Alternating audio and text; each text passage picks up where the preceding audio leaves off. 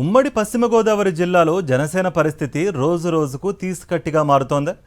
ఉమ్మడి జిల్లాలో 6 స్థానాల్లో గెలిచిన జనసేన పార్టీ ఇప్పుడు అంతర్గత కొమ్ములాటలతో సతమతమవుతోంది. ఇన్ఛార్జీలు తమ సెగ్మెంట్లను పట్టించుకోవడం లేదా? వచ్చే ఎన్నికల్లో కూడా తమ సీటు టీడీపీకి వెళ్ళిపోతుందని ముందే ఫిక్స్ అయ్యి పార్టీని లైట్ తీసుకుంటున్నారా? పాత ఫోటోలు సోషల్ మీడియాలో పెట్టి పనిచేస్తున్నట్లు మేనేజ్ చేస్తున్నారా?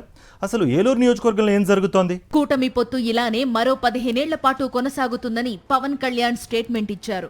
ఆ స్టేట్మెంట్ ఇచ్చినప్పుడు ఆయన చాలా గొప్పగా ఫీల్ అయ్యుండొచ్చు, కానీ క్యాడర్ మాత్రం నిరుత్సాహంలో కూరుకుపోయింది.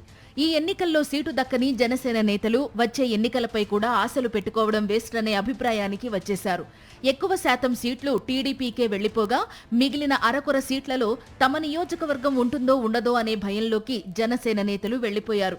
దీంతో పనిచేయాల్సిన నేతలు కూడా సరిగ్గా పనిచేయడం లేదట. దీనికి లైవ్ ఎగ్జాంపుల్ ఏలూరు అసెంబ్లీ నియోజకవర్గం. గత సార్వత్రిక ఎన్నికల్లో కూటమి పొత్తులో భాగంగా ఏలూరు అసెంబ్లీ స్థానం టీడీపీకి వెళ్లింది. అయితే ఎన్నికల ముందు ఈ టికెట్ ని జనసేన కోరింది.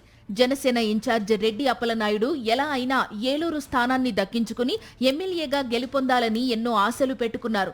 అయితే కూటమి పొత్తుతో రెడ్డి అప్పలనాయుడు ఆశలు ఆవిరైపోయాయి. అయితే కూటమి అధికారం చేపట్టిన తరువాత విజయవాడ జోన్ ఆర్టీసీ చైర్మన్ గా రెడ్డి అప్పలనాయుడికి నామినేటెడ్ పోస్టు దక్కింది. అయితే ఆయనలో అసంతృప్తి మాత్రం అలానే ఉందంటున్నారు స్థానికులు. పార్టీ కార్యక్రమాల కంటే తన సొంత పనులకే ఆయన సమయం వెచ్చిస్తున్నారని, ఖాళీ సమయాల్లో అప్పుడప్పుడు పార్టీ పనులు చూస్తున్నారనే విమర్శలు స్థానికుల నుంచి వినిపిస్తున్నాయి. దీంతో ఇటీవల ఏలూరు నియోజకవర్గంలో జనసేన ఇన్ఛార్జిని మార్చే అవకాశం ఉందని ప్రచారం జరగడంతో రెడ్డి అప్పలనాయుడు అలర్ట్ అయ్యారట. అలా అని ఆయన సమావేశాలు పెట్టలేదట. జనసేన వీర మహిళలతో ఈ నెల 11న సమావేశమైనట్టుగా పాత ఫోటోలను సోషల్ మీడియాలో పోస్టు చేశారని జనసేనలో ఓ వర్గం విమర్శలు చేస్తోంది. రెడ్డి అప్పలనాయుడు చేసిన పని కొందరు జనసేన నాయకులకు ఆగ్రహం తెప్పించినట్టు సమాచారం.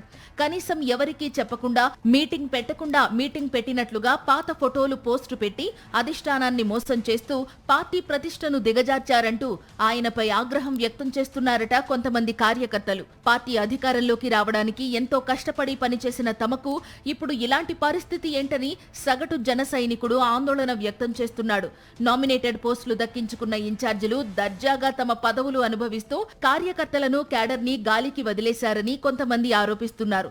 ఇదే పరిస్థితి గోపాలపురం, చింతలపూడిలో కూడా ఉన్నట్లు తెలుస్తోంది. జనసేన ఇన్ఛార్జీలకు క్యాడర్ కు మధ్య గ్యాప్ పెరిగిపోయిందంటున్నారు.